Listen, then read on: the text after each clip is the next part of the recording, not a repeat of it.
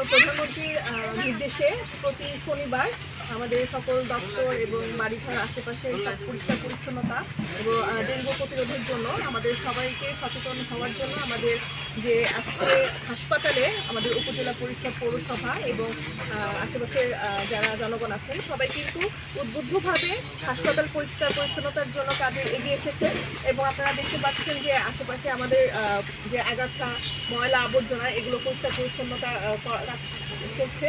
তো আমি ধন্যবাদ জানাতে চাই যারা এই কাজের সাথে সম্পৃক্ত হয়েছে এবং আমরা ইনশাল্লাহ এই প্রতি শনিবারই আমরা নিজেরা চেষ্টা করব আমাদের আঙিনা আশেপাশের জায়গা এগুলো পরিষ্কার পরিচ্ছন্ন রাখতে এবং ডেঙ্গু প্রতিরোধে আমরা সবাই আমি মনে করি যদি পরিষ্কার পরিচ্ছন্ন রাখে তাহলে আমরা ডেঙ্গু প্রতিরোধ করতে সক্ষম হব। ধন্যবাদ। ধন্যবাদ। আমাদের মহোদয় যতটুকু বলেছেন, আমাদের প্রধানমন্ত্রীর নির্দেশনা আছে যে আমরা জানি যে এখন বর্তমানে শীত শেষে বসতে পড়েছে এবং সামনেই আমাদের বর্ষাকাল শুরু হয়ে যাবে এবং ডেঙ্গুর যে প্রকোপ আমরা জানি প্রতি বছর এই মশার কারণে এবং ডেঙ্গু রোগী প্রতি বছর অসংখ্য রোগী আমাদের দেশে মৃত্যু মুখে পতিত হন। তো এই কারণে আমাদের মাননীয় প্রধানমন্ত্রী আগেই মানে আমাদের prevention is better than cure. So আমরা যদি এখন থেকেই সেই উদ্যোগগুলো নেই, সেই কারণে প্রতি শনিবার আমাদের বাসাবাড়ি এবং আঙিনা সবসময় শুরু করে আমাদের যে অফিস প্রাঙ্গণ সব কিছু পরিষ্কার নির্দেশনা আছে।